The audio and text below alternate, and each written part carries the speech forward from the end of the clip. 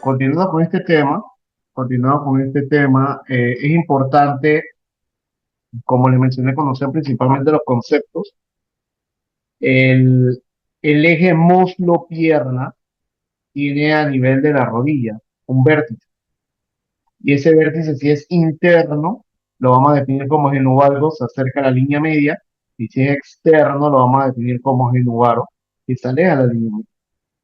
Este es un motivo muy frecuente en la consulta, principalmente por parte de los padres, ya que a medida que el paciente comienza a caminar, principalmente cuando inicia la parte de la caminata.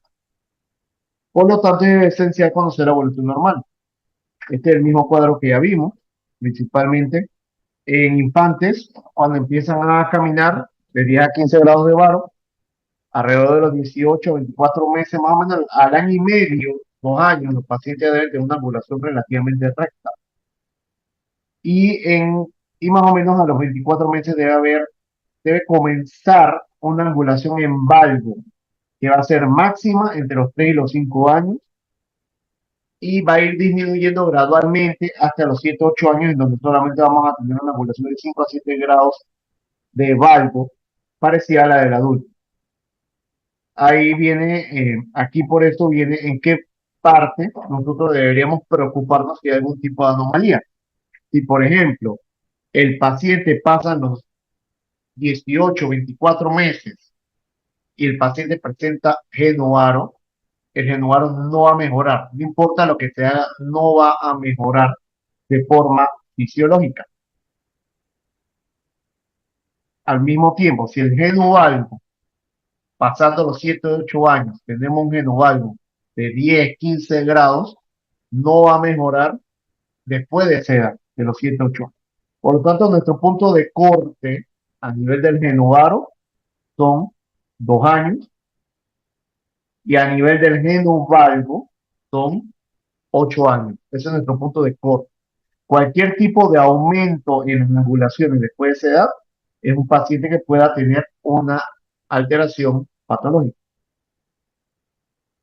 Aparte de la clínica, en donde debemos ver siempre al paciente de pie, con rodillas al frente, para poder eliminar los componentes torsionales, también podemos hacer una evaluación radiológica. Y la evaluación radiológica se realiza mediante una telemetría, un escanograma o una radiografía panorámica. Realmente la diferencia se da principalmente si se utiliza la regla de medición o no. En este caso, con una radiografía panorámica, solamente captando desde por lo menos la pelvis hasta los tobillos, nos permite hacer una evaluación completa de los miembros inferiores, procurando que el paciente esté descalzo, con apoyo, o por lo menos con apoyo, y que tenga las rodillas al frente. La manera más objetiva de medir si el paciente tiene genuvalgo o genovaro se da mediante una serie de medicinas radiográficas y se da principalmente trazando una línea del centro de la cabeza de la cadera hasta el centro del tobillo. Y eso nos va a dar el eje mecánico, que es esta línea roja que tenemos aquí en el medio. Ese eje mecánico es el eje se podría decir, de equilibrio biomecánico o de fuerzas del miembro inferior. Entonces, cualquier tipo de alteración de la extremidad que se aleje o que se acerque al eje mecánico o que altere el eje mecánico, nos va a dar un problema de brazo de palanca. Entonces, tenemos que tener eso en cuenta. Entonces, ¿cuáles son las mediciones objetivas? Si para determinar que un paciente tiene genovaro o genovaro, se utiliza el ángulo femoral distal lateral y el ángulo proximal tibial medial. Estos ángulos dan más o menos de 85 a 90 grados el femoral y de 85 a 90 el tibial. ¿Cuál es el gran problema de esto? Que estas son mediciones en adultos. Esto lo desarrolló el doctor Paley y el doctor Paley, pero solamente se desarrolló de diferentes estudios en adultos. Entonces, en los niños es más complicado de determinar. Entonces, tenemos que basarnos tanto en la parte radiológica como en la parte clínica. Esta imagen que tenemos acá Son las zonas por las cuales puede pasar este eje mecánico, que es la línea roja, y lo ideal es que pase entre la zona 0, que sería en todo el medio, o zona más 1, que es esta que está aquí. Las zonas en positivos nos habla de una rodilla en valgo, y las zonas en negativo nos habla de una rodilla en bar. Y lo ideal es que pase por la zona eta más 1. Como en los niños tienen la fisis abierta y la fisis del fémur usualmente bastante regular, así que podemos usar el eje de los cóndilos sin problema, pero a nivel de la tibia es bastante irregular, entonces lo ideal es utilizar la parte, pero la ventaja de la tibia es que la fisis es bastante recta, así que podemos trazar una línea a nivel de la fisis y con eso podemos tener nuestra angulación. Entonces, ¿qué definimos como patológico? El lugar patológico se define como mayor a 15 grados del ángulo muslo-pierna. ¿Por qué tanto?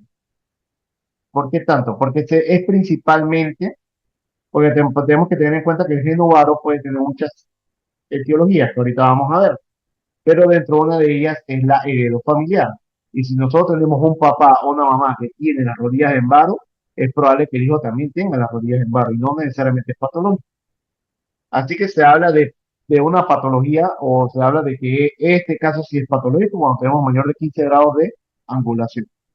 Una distancia intercondilia mayor a 3 centímetros, que se mide aquí entre los cóndilos femorales, o un genovaro de cualquier magnitud mayor de 24 meses.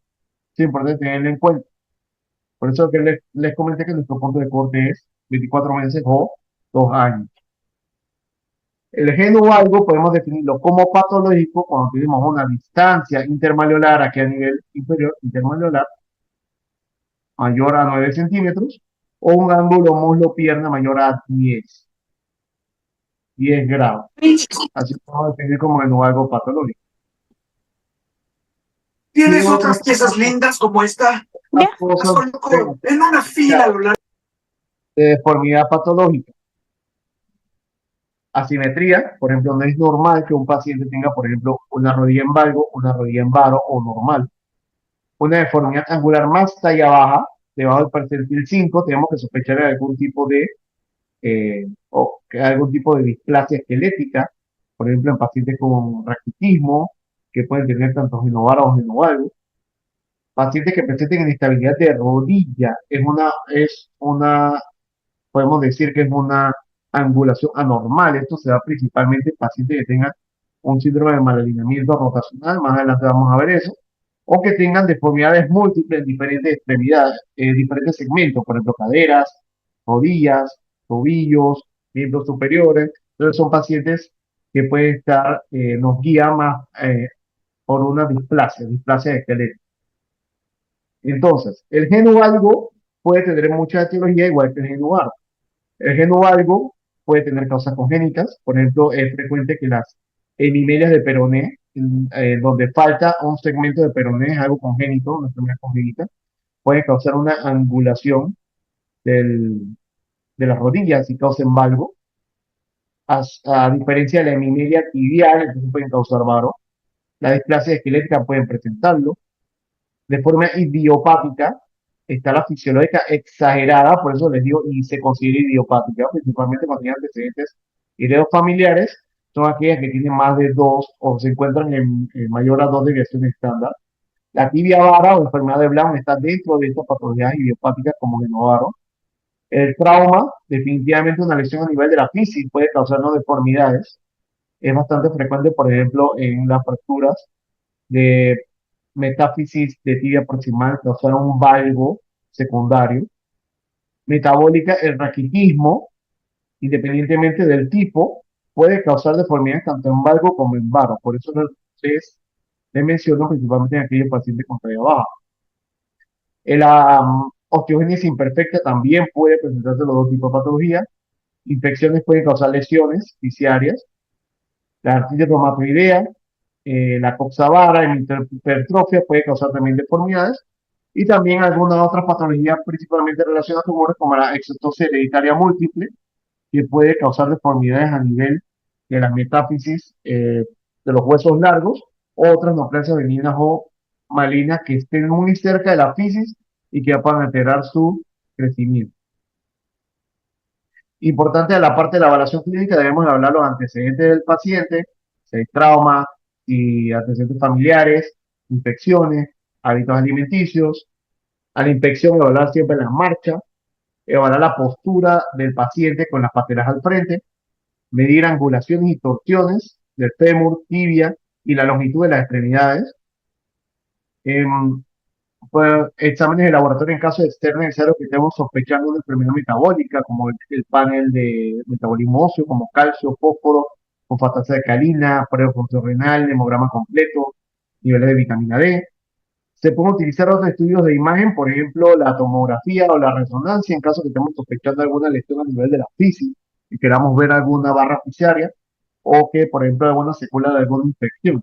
Entonces, son pacientes que podemos utilizar otros métodos diagnósticos. Hay algunos factores de confusión que nos podrían dar o que nos podrían alertar de que si puede ser o no un renovado o un genovalgo verdadero. Por ejemplo, alteraciones torsionales, la más común que es la torsión tibial interna, que se ve principalmente en los niños más pequeños, pueden presentarse o pueden aparentar tener un genovalgo. Eso vamos a verlo ahorita en la parte de enfermedad de Blount, principalmente en estas malformaciones angulares. El recurvatum de las rodillas, por ejemplo, un paciente que tenga hipermovilidad articular, que tenga recurvatum de las rodillas o que las rodillas se angulen hacia atrás, pueden aparentar un genualgo. Este, por ejemplo, en la imagen, por ejemplo, en esta paciente aquí, esta paciente tiene un poquito de angulación posterior, entonces puede presentarse, además del componente rotacional, en un genualgo.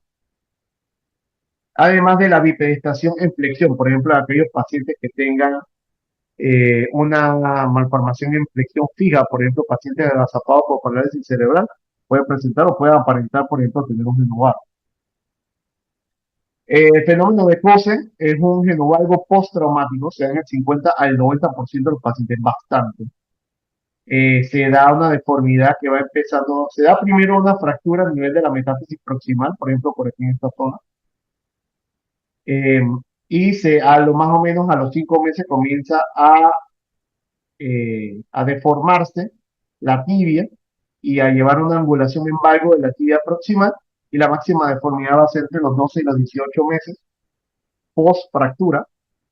Hay muchas teorías, varias de las teorías pueden ser por sobrecrecimiento, porque hay una hiperestimulación aquí a nivel de la metáfisis, una reducción incompleta, una lesión de la fisis, que el periósteo se haya interpuesto a nivel del foco de la fractura, o que la reducción haya, cuando se realizó la reducción, o también se habla de una lesión en la pata de ganso que pudo haber afectado y que tracciona. Hay una pata de ganso muy corta que tracciona a nivel eh, de la metáfisis proximal y capilar del foco. Actualmente es una patología que se trata de forma conservadora. La tibia vara infantil o enfermedad de Blount es una deformidad multiplanar, una deformidad en varo, como podemos ver aquí en la imagen en varo. En flexión, si tomáramos, aquí no tengo las laterales, pero si tomábamos las laterales se altera el ángulo de inclinación de la tibia proximal. Y en rotación interna, entonces es una deformidad multiplanar. Se debe a una osteocondrosis. ¿Qué quiere decir? Que se debe a una alteración aquí a nivel de la tibia proximal medial y progresa desarrollando una barra en la fisis, que al final nos detiene el crecimiento. Se da principalmente en sexo masculino, más que en femenino. 50% puede ser bilateral, principalmente si es infantil, o se da de inicio de aparición temprano. Se ha relacionado con pacientes de raza negra, hispánica, acá los hispanos tenemos alto riesgo, o escandinavos. También en pacientes obesos se ha visto que hay una relación para eh, una mayor aparición del tibia vara, principalmente por una hiperpresión aquí a nivel de la fisis medial.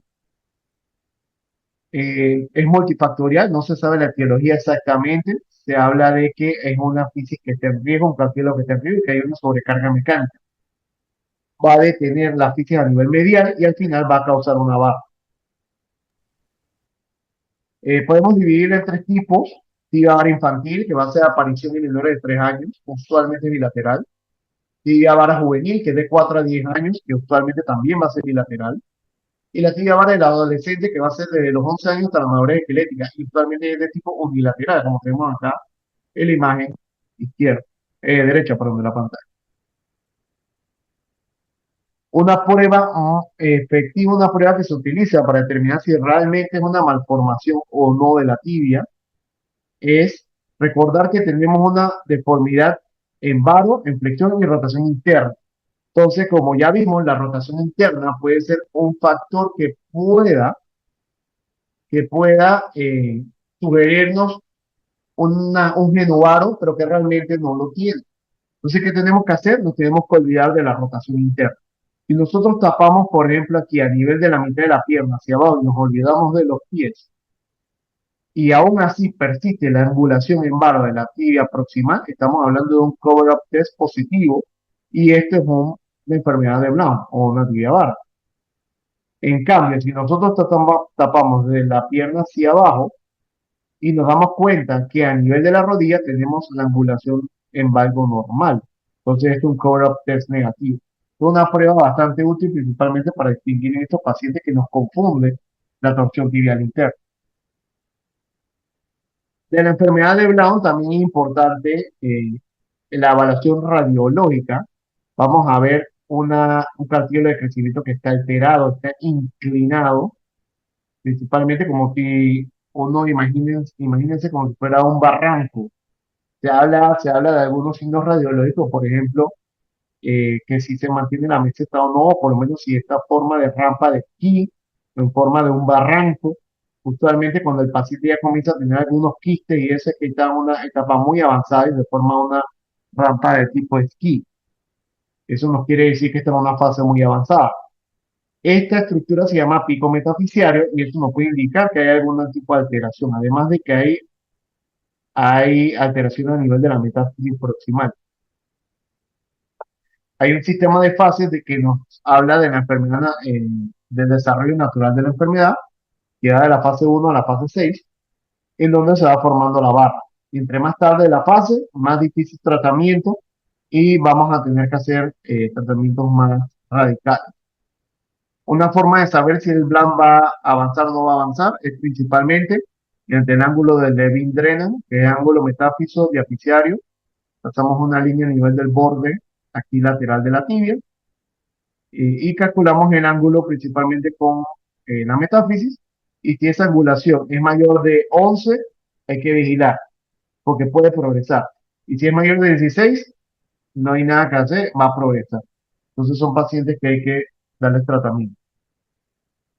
Entonces, ahorita entramos al tratamiento del Blount como tal. El tratamiento del geno valgo o geno varo fisiológico no necesita ningún tipo de tratamiento, pero es recomendable una observación periódica. ¿Por qué? Recordemos que los niños no todos se comportan de forma igual. Y además de esto va a ayudar a tranquilizar a los familiares. Si nosotros hacemos una observación periódica del paciente, explicar que es un proceso fisiológico y mucho más si está relacionado con antecedentes heredofamiliares. El geno valgo o geno varopatológico hoy en día se trata de 3 formas: con férulas, con hemifisiodesio o crecimiento guiado y osteotomías.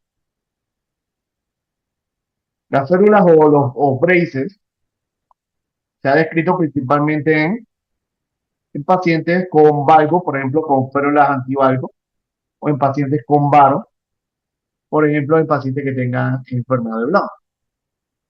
¿Cuál es el detalle? ¿Cuál es el inconveniente de las férulas? Que son poco toleradas en niños mayores de 3 a 4 años. O sea que su uso prácticamente solamente es en niños pequeños. Con todo eso tiene muy poca evidencia. Y en la enfermedad de Blount, solamente se ha visto el uso limitado en fases iniciales, Langerhans 1 y 2, donde todavía no tenemos una barra o no tenemos una alteración muy marcada del cartílago de crecimiento.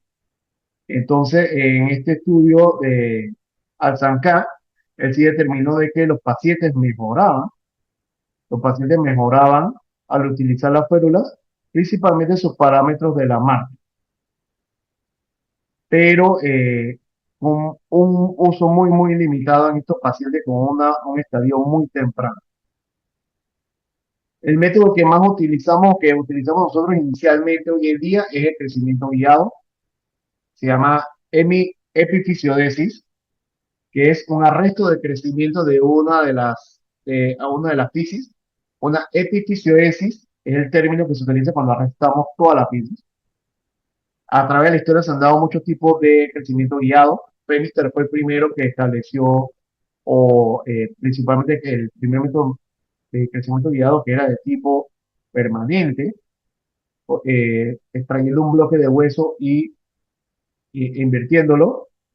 De ahí entonces Blount fue el primero que estableció estas grapas que ya hoy en día no usamos por el problema de la migración y que se aflojaban. Metaizado fue el primero en utilizar los tornillos, son unos tornillos tipo canulados para rectar la fisis. Y Peter Stevens fue el primero en desarrollar la placa en 8.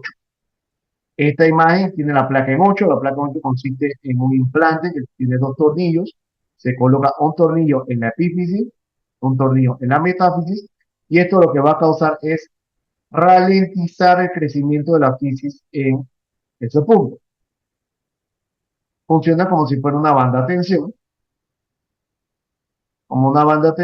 y eso, eh, la bisagra se da principalmente en el perímetro, aquí en esta parte, es extraperióstico, no rompemos huesos, no afectamos la fisis, pero no afectamos el periósteo, principalmente para no dañar el surco de Rambier y proteger el anillo pericondral. Esto va a aumentar principalmente el brazo de palanca de trabajo aquí en la placa para ayudar al arresto o al entecer el crecimiento. Importante que tiene que haber un remanente de crecimiento mínimo de 6 a 12 meses. Esto en términos generales para el uso de la placa en 8. Este es más o menos cómo funciona la placa en un esquema. Aquí se da, por ejemplo, hay una angulación, por ejemplo, esto es un paciente con un genovalgo a expensas del fémur.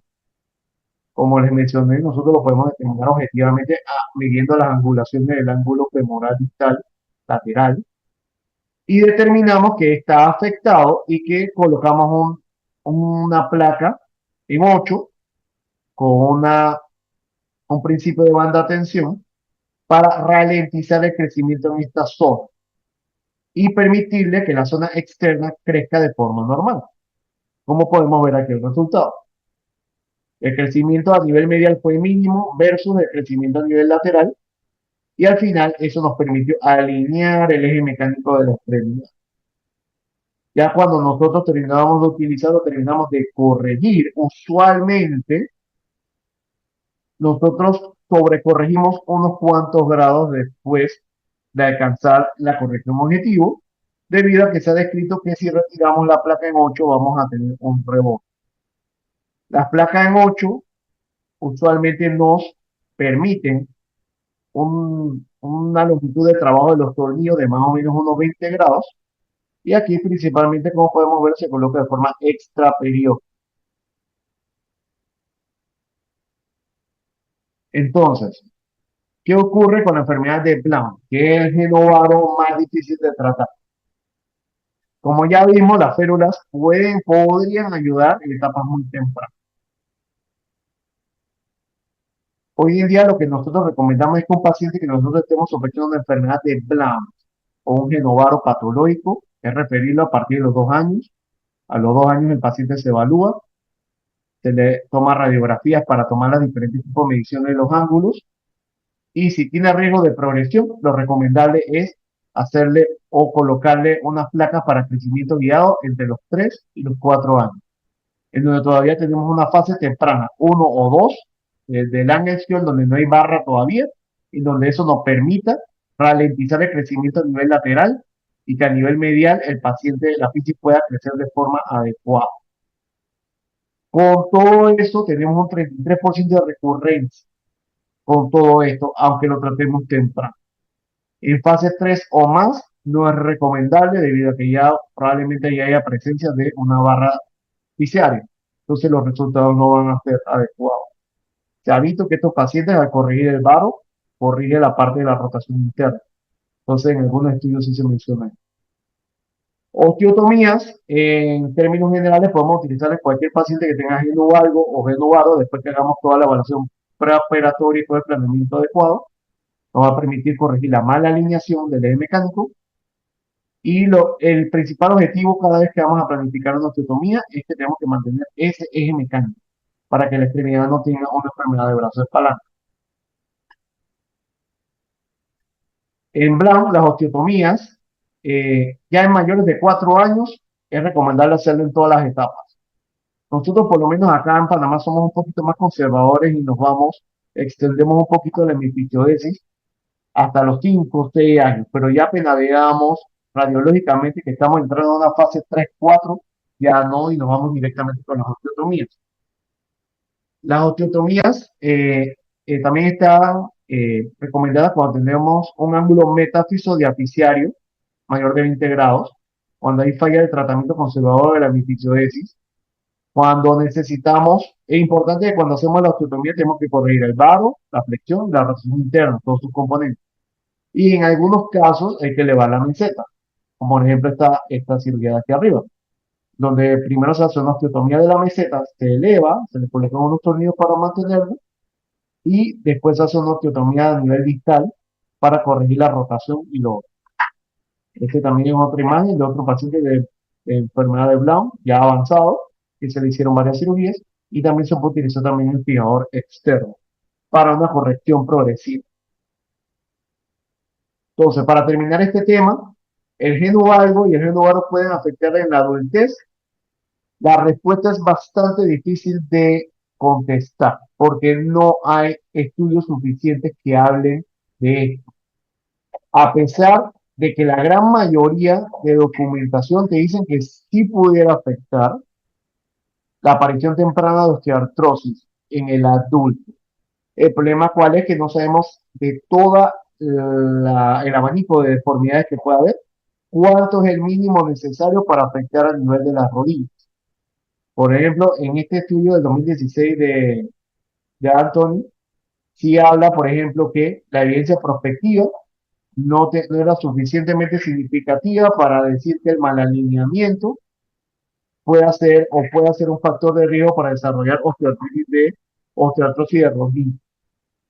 Pero que en pacientes, eh, por ejemplo, que sí se ha visto que en pacientes que tengan un varo, o que un varo que venga de la adolescencia, sí pudieran tener algo de osteoartrosis.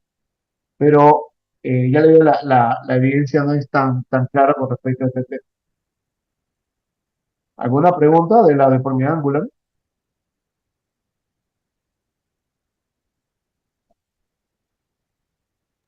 Doctor, una pregunta. En el uso de la férula, ¿cuánto tiempo lo recomienda?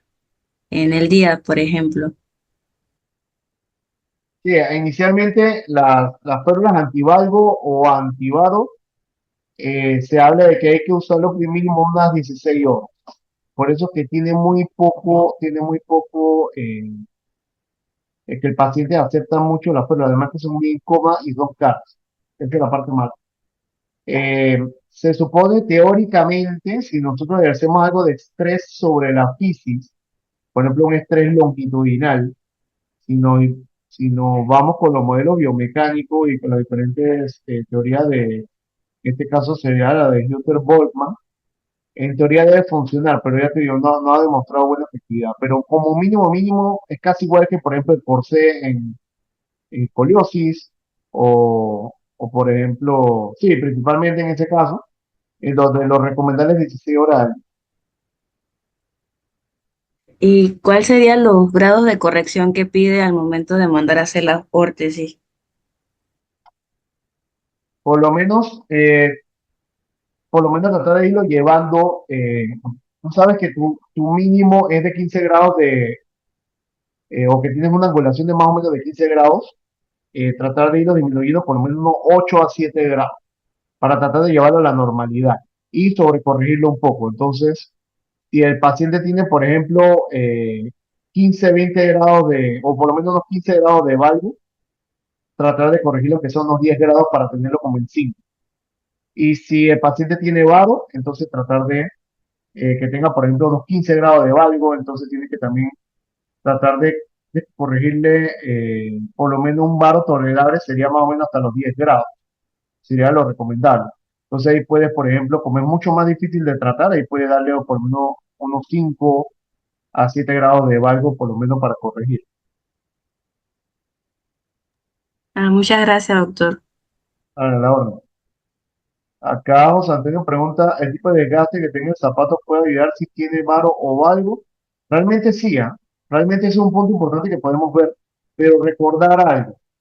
Eh, el varo y valgo puede desarrollar una deformidad compensatoria en el pie. Por ejemplo, si yo tengo mucho valgo a nivel de las rodillas, los pies van a tratar de compensar con varo. Entonces eso puede afectar la parte de la pisada, pero sí, hay que tenerlo en cuenta. Pero más que el desgaste más que relacionado a la angulación de las rodillas, está relacionado a si el paciente tiene algún tipo de pie plano valgo, o si tiene retropié valgo, retropié varo, si tiene cabo del arco longitudinal interno y así. O sea, más que todo son como alteraciones en el pie, más que a nivel de la rodilla o en su defecto de las caderas. ¿Alguna otra pregunta?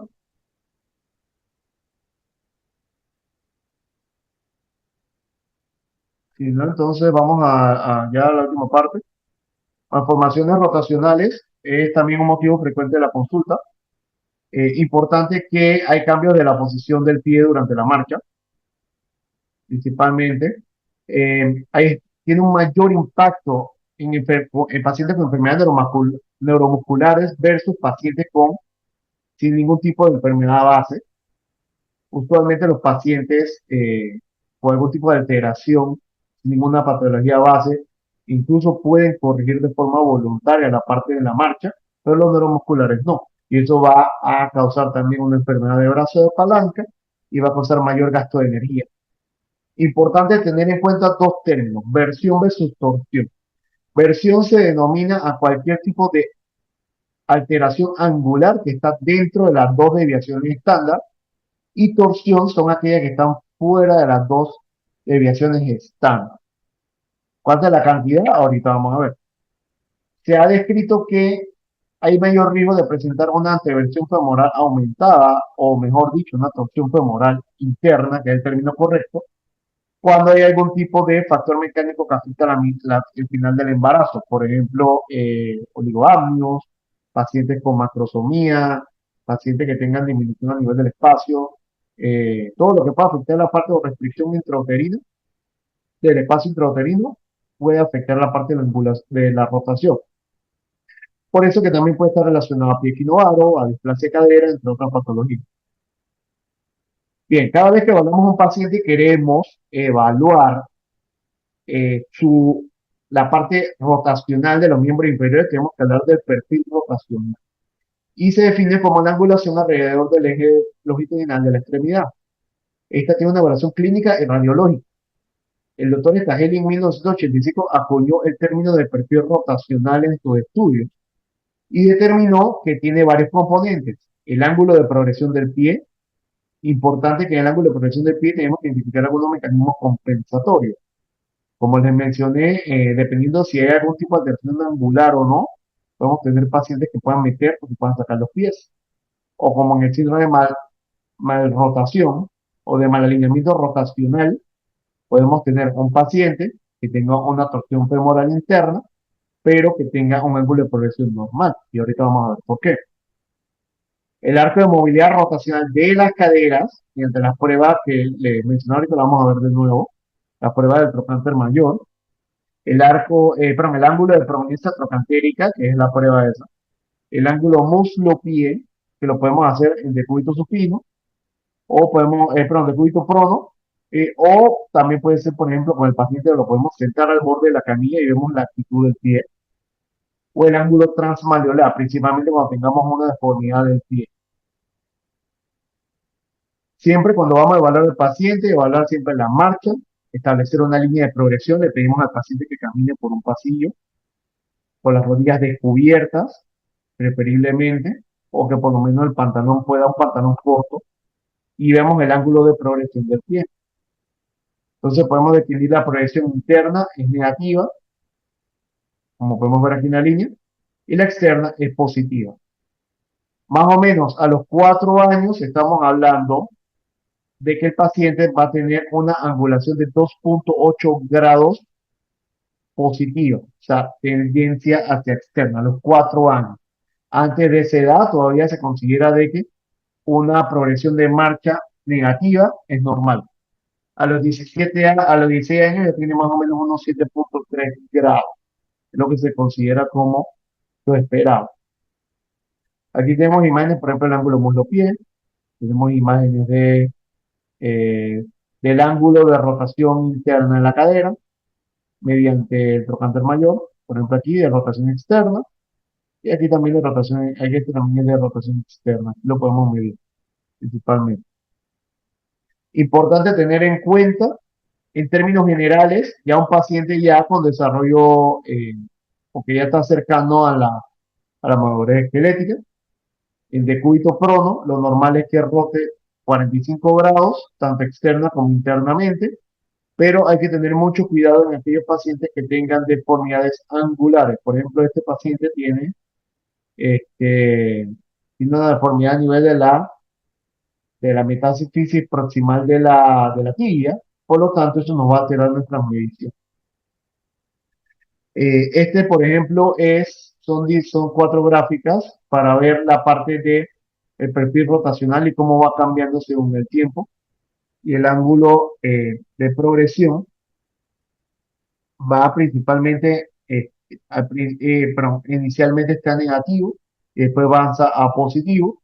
Igual el ángulo muslo-pie, la rotación externa, y así, dependiendo del tipo de segmento que evaluemos.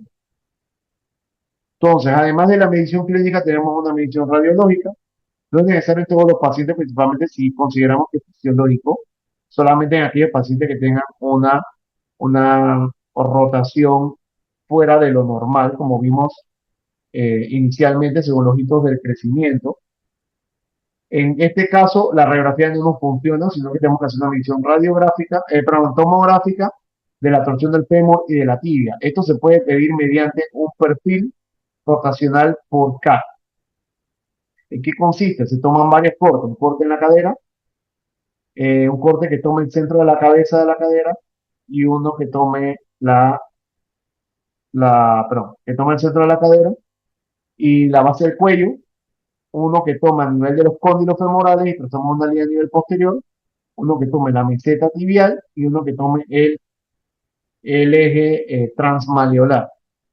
Y superponemos las imágenes. Aquí, por ejemplo, está y fémur, cadera y fémur distal, y acá la superponemos.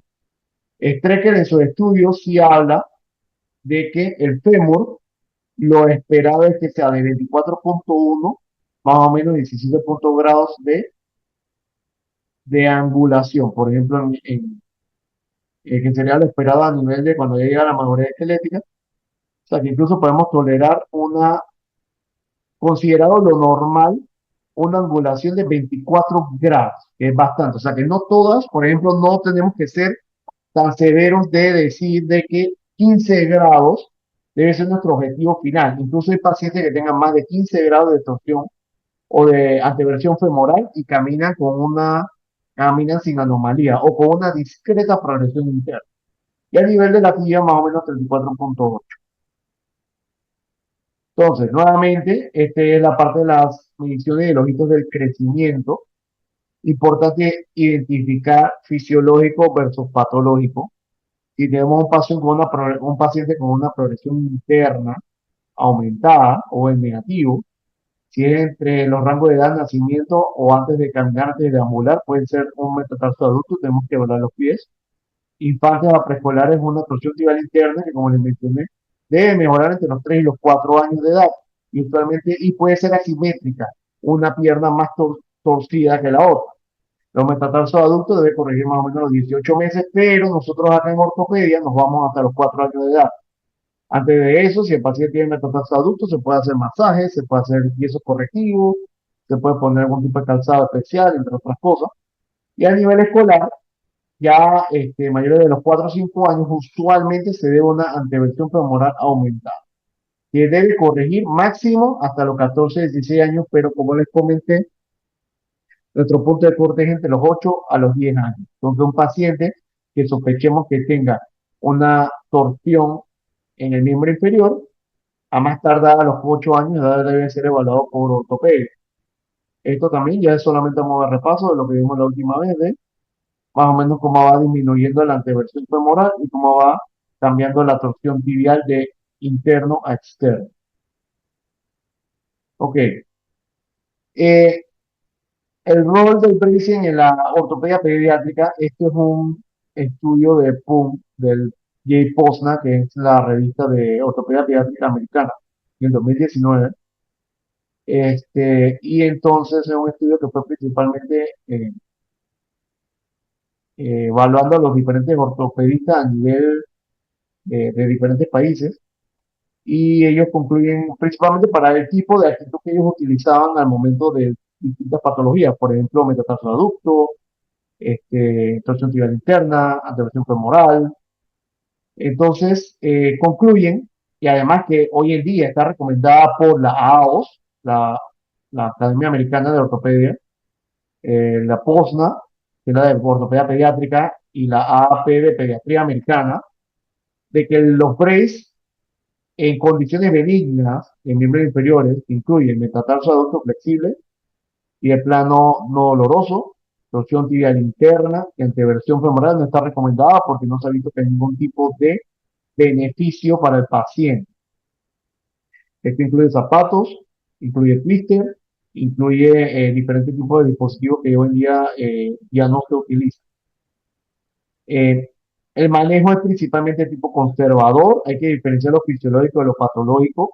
Como les mencioné, los braces, zapatos y barras no han demostrado ningún beneficio y ningún impacto psicológico, y tienen impacto psicológico tanto en los niños como en los padres.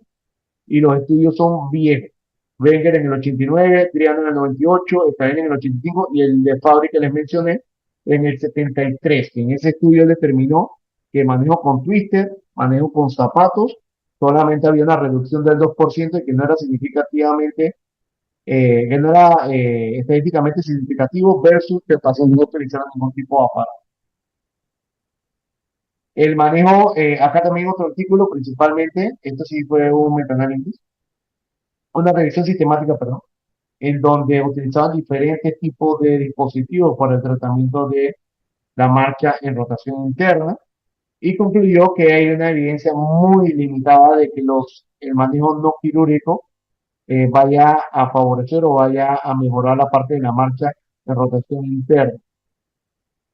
Al final, ellos sugieren que hay que hacer más estudios, pero realmente hoy en día ya el consenso general es que no ameritan o no vale la pena realizar más estudios randomizados porque el beneficio que se ha visto es muy poco. Sí se ha visto que puede ayudar en pacientes que tengan algún tipo de anomalía neuromuscular. Se ha visto que pudieran ayudar, por ejemplo, más que todo las órtesis. Las órtesis se ha visto que pueden ayudar, por ejemplo, las plantillas pueden ayudar mucho a pacientes con síndrome de Down. Entonces, no hay evidencia que órtesis y férulas, ciertas actividades deportivas, como les mencioné, por ejemplo, nosotros estimulamos que el paciente haga bastante actividad deportiva, pero en diferentes tipos en algunos estudios se ha visto de que esto no va a cambiar tampoco la parte del- de la forma en que está compuesto el hueso y la torsión. Y también la corrección de vicio de postura, como les mencioné, la posición en W, no se ha visto de que eso vaya a empeorar la torsión femoral interna, por lo cual no está recomendado o no hay que obsesionarse con la corrección y el niño y la corrección de eso. ¿Cuál es el manejo entonces de las alteraciones rotacionales? Porque ya no nos dan otra opción. El manejo conservador dice que no funciona, solamente observación. El manejo de los pacientes que ya tienen una patología torsional es el manejo quirúrgico. El doctor Stahelli recomienda que el manejo se deba hacer en mayores de 8 años. En aquellos pacientes que haya una alteración funcional o cosmética importante, una anteversión mayor de 50, principalmente nosotros hacemos la rotación, una rotación interna mayor de 80 en la prueba por ejemplo, recordemos que lo normal es hasta 45. Si tiene una rotación interna mayor de 80, ya es considerado paciente que hay que hacer un tipo de osteotomía. Y las torsiones tibiales mayores de 2 desviaciones estándar. El nivel de la deformidad, entonces, nos va a determinar el tipo de osteotomía que necesitamos realizar. Puede haber deformidades de tipo postraumática o por algún tipo de alteración iatrogénica, o por ejemplo, si son congénitas o del desarrollo. Y también es importante determinar el ángulo Q, porque eso nos va a determinar qué tipo de osteotomía podemos hacer. Un paciente con un ángulo Q aumentado es un paciente que va a tener mayor tendencia a una alteración patellofemoral y es recomendable hacer una osteotomía que corrija este ángulo Q. El ángulo Q se define como el eje del fémur. Principalmente aquí usualmente usamos el eje anatómico del fémur o el eje de aquí, por ejemplo, de la tibia. Usualmente es el vector de trabajo aquí del tendón del cuádriceps, y en hombre va a ser más o menos unos 12 grados y en mujeres va a ser más o menos unos 15 grados. Y se va a basar más que todo en la tuberosidad tibial anterior. Aquí no voy a entrar tanto en detalle, aquí solamente para mencionar, hay ciertas indicaciones para hacer las osteotomías proximales o distales, y les va a defender principalmente, como les mencioné, de el ángulo Q y ver si hay que hacer algún tipo de corrección a nivel de las caderas. A nivel de las tibias también, va a depender principalmente de eso. Si una alteración del tracking patelar, un ángulo Q alto o bajo, entonces dependiendo de eso hay que hacer los diferentes tipos de osteotomía, si es supra o infratuberositaria o si son distales. Como podemos tener aquí en la imagen, nosotros dependiendo de la edad tenemos que ver si podemos utilizar placas y tornillos.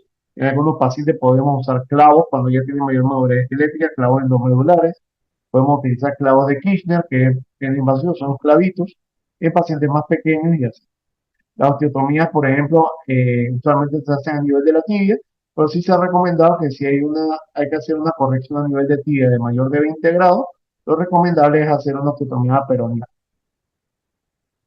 Bien, ya para ir terminando, entonces, el síndrome de malalineamiento torsional es una entidad en donde tenemos una combinación de una torsión femoral interna más una torsión tibial externa.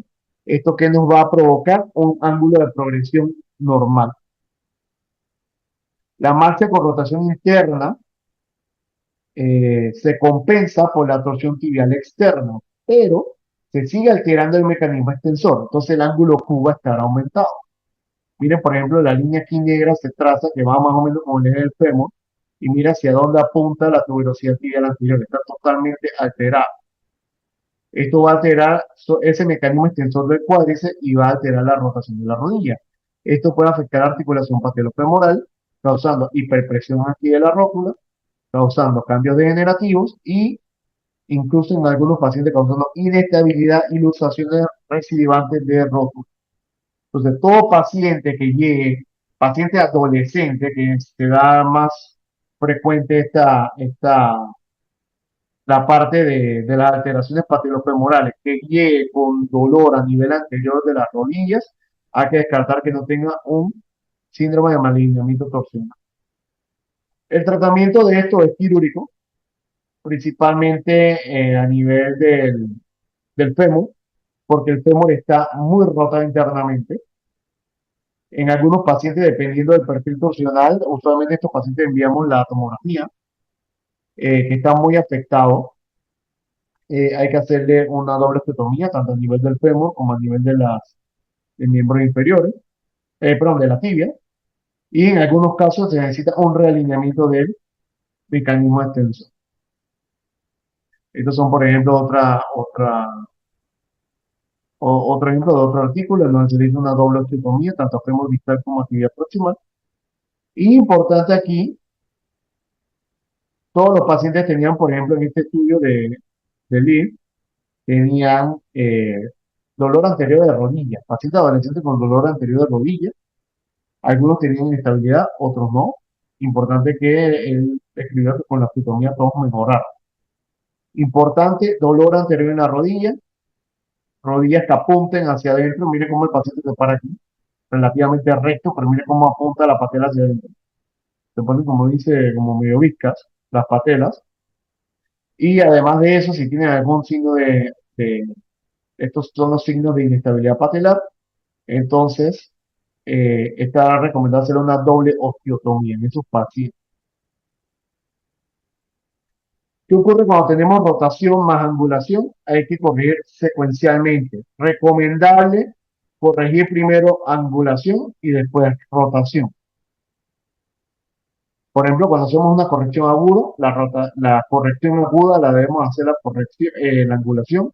Si es necesario corregir la angulación, perdón, si es necesario eh, corregir, eh, por ejemplo, si lo vamos a corregir progresivamente, debemos corregir la rotación de forma aguda y la angulación de forma progresiva. Podemos hacerlo mediante un fiador externo, pero si solamente podemos corregir una de las dos agudas, lo recomendable es corregir la angulación primero. El tema proximal, corregir alineamiento y restaurar el eje mecánico, y la de rotación en eje mecánico solo a nivel distal. Eso también hay que tenerlo en cuenta al momento que hacemos la osteotomía. Si vamos a hacerla a nivel proximal, tenemos que corregir tanto angulación como rotación. Estos son otros métodos que utilizamos para hacer la osteotomía de rotadoras con placa. Esta es una placa 90 grados. Clavos femorales, por ejemplo, y hacemos una corta a nivel de la mitad del hueso o a nivel diaficiario para corregir la rotación. Y también podemos usar placas a nivel distal, preferiblemente placas bloqueadas si ya el paciente es mayor, o como les mencioné, en pacientes pequeños podemos utilizar clavos Kirchner o clavos más gruesos, Steinmann. Está la bibliografía y listo, muchas gracias. ¿Alguna pregunta? Doctor Salas, similar a la primera pregunta, en cuanto a la rotación tibial interna, la corrección fisiológica máxima, ¿hasta cuándo se debe esperar entonces para si no se corrige, pues referir? Sí, la torsión tibial interna debe corregir más o menos entre los 4 y los 5 años. Eso sí ya se ha establecido que en esa edad el paciente ya no debe tener ningún tipo de rotación interna, sino que ya debe estar levemente ya rotada externamente la tibia. Entonces, sí, yo te recomiendo que si por ejemplo, le mides el ángulo muslo-pie y tú ves que los pies están hacia adentro por una torsión tibial o una posible torsión tibial, hay que referirse entre 4 y 5 años. En pacientes que tengan una torsión femoral interna o anteversión femoral aumentada, el punto de corte es más o menos los 8 años. Entonces, si es un paciente, en teoría, según la teoría, según la literatura, el paciente tiene hasta los 14 años para corregir. Pero estamos hablando de un paciente que debe corregir de forma gradual. La cantidad exacta no está determinada. Ya te digo, ahí han hecho muchos estudios y cada vez el paciente es diferente, pero lo importante es que clínicamente tú veas de que va corrigiendo. Si el paciente se va acercando, el punto de corte que nosotros utilizamos acá son 10 años. Pero si el paciente, por ejemplo, entre los 8 y los 10 años, tú ves que no va corrigiendo la parte de la marcha en progresión interna, hay que referirle. Paciente que tenga progresión externa exagerada no va a mejorar de ninguna forma, porque como vimos, la tendencia de tanto de la tibia como el fémur es rotar externamente. Entonces, si ya el paciente está muy pequeño y tiene una torsión tibial externa o una retroversión femoral que me esté causando una marcha muy afuera, eso hay que referirlo lo antes posible, ¿sí? Porque probablemente ese paciente va a necesitar una cirugía temprana. Ese no se ve tanto en pacientes sin ninguna enfermedad de base, se ve más en pacientes con algún tipo de enfermedad neuromuscular. ¿Y el metatarsus adductus, en qué momento lo intervienen ustedes? Ajá. Nosotros en metatarso adultos lo normal es que eso vaya corrigiendo entre los 18 a los 2 años. O sea, 18 a 24 meses. 18, por lo menos la literatura habla de 18, pero nosotros utilizamos primero manejo conservador. Y entonces, ¿qué hacemos? Por ejemplo, nosotros cuando el paciente está muy pequeño le pedimos a los padres que le den masajes, porque usualmente es por hiperactividad del tendón del abductor del halo. Si no mejora con los masajes, después de los 2 años se puede hacer poner yesos correctivos. Y después de los yesos correctivos, entonces, si corrige, ahí es donde te había comentado del anterior que se podría utilizar un zapato. Se podría utilizar un zapato. Ojo, los zapatos hoy en día no tienen ningún tipo de evidencia. Es al final lo que nosotros vemos clínicamente y uno suponiendo que me podría funcionar. Pero no hay ningún tipo de estudio que avale los zapatos. Pero por lo menos a nivel personal, he manejado algunos metatarsos adultos después de correcciones con un zapato con horma recta y me funciona bastante bien. Pero siempre y cuando el problema esté en el pie. En problemas rotacionales se ha visto que los zapatos empeoran todavía más la marcha, porque el zapato es muy rígido. Entonces, incluso hay pacientes, el mismo papá te dice, hey, el niño tiene zapatos, pero lo veo peor con los zapatos. Bueno, entonces eso está es indicativo que el zapato no funciona. Entonces, el metatarso adulto, si no nos corrige de forma conservadora con correctivos, entonces ya después de los 4 años ya es indicativo de que hay que hacerle una tenotomía a nivel del abductor. Entonces, más o menos entre los 4 o 5 años, hacemos un alargamiento del tendón del abductor para corregir esa parte.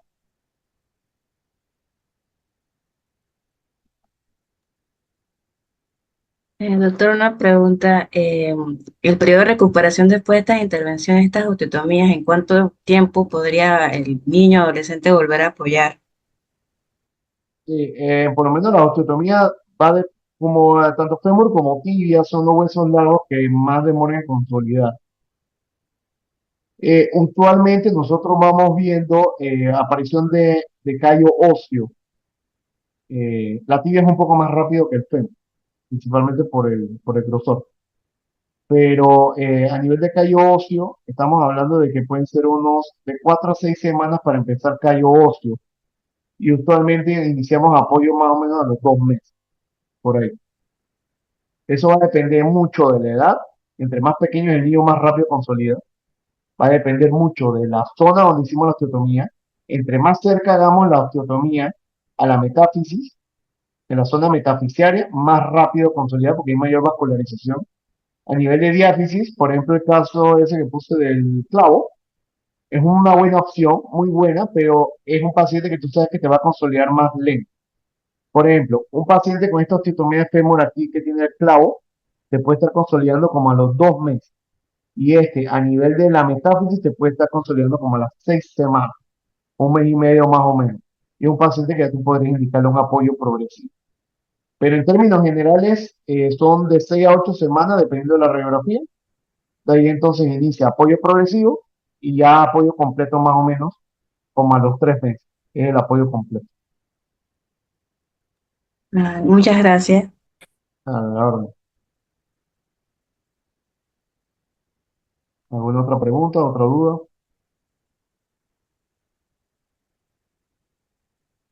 De todas maneras, si surge alguna pregunta, alguna duda durante la semana, por lo menos el otro martes que hay presentación, yo también voy a estar disponible. Cualquier cosa, cualquier duda que surja, la pueden poner tanto en el foro o me la pueden hacer ese día, ¿no? Ese día antes de la presentación de trauma pediátrico a cargo del doctor Misael, vamos por requisitos ¿cómo se llama? Del curso, como es avalado por la Universidad de Panamá, por los créditos, se requiere una rúbrica. Entonces vamos a hacer una especie como de quizzes antes de cada presentación de los martes. No va a ser quizzes difíciles, realmente no va a ser para nota. Realmente lo único que me interesa son la participación, que me participen. Y sobre cierto principalmente de este tema de crecimiento al día de las alteraciones y del tema de jueves que es infecciones, que va a ser una conferencia grabada. Entonces, para que tengan oportunidad de verlo el fin de semana, y entonces el próximo martes hacemos un pequeño quiz sobre eso. Y también dejamos abierto un espacio de preguntas y respuestas sobre este tema o el tema de las infecciones. antes de empezar el tema de trauma pediátrico. Así que, si no tienen, dame si tienen una pregunta. Entonces, si no hay ninguna otra pregunta, entonces damos por finalizada la sesión de hoy. La verdad que muy agradecido a todos ustedes por haber participado y bueno, este es el principio del 4 martes, como ya vieron, 4 martes con conferencias acá en vivo y los jueves, entonces vamos a publicar una conferencia grabada. Así que bueno, no hay más nada que agregar. Buenas noches a todos.